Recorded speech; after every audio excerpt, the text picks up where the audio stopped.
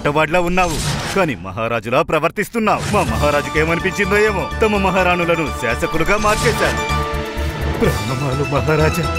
మహారాజా, ఆ రోజు నేను తప్పుగా వ్యవహరించాను. దానికి నన్ను క్షమించండి మహారాజా.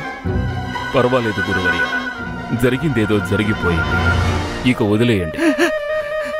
ధన్యవాదాలు మహారాజా.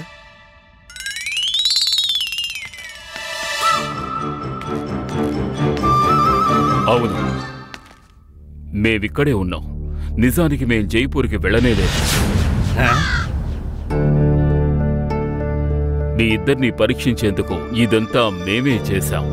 ఈ పనికి తోడ్పడేందుకే మేము ముల్లా నసరుద్దీన్ గారి అలాగే యువరాజు గారి సహాయాన్ని తీసుకున్నాం. వారికి ఆ పత్రాన్ని మేమే ఇచ్చాం. ఇక్కడ తామందరి సమక్షంలో విజయనగర దర్బారులో నిలబెట్టాం.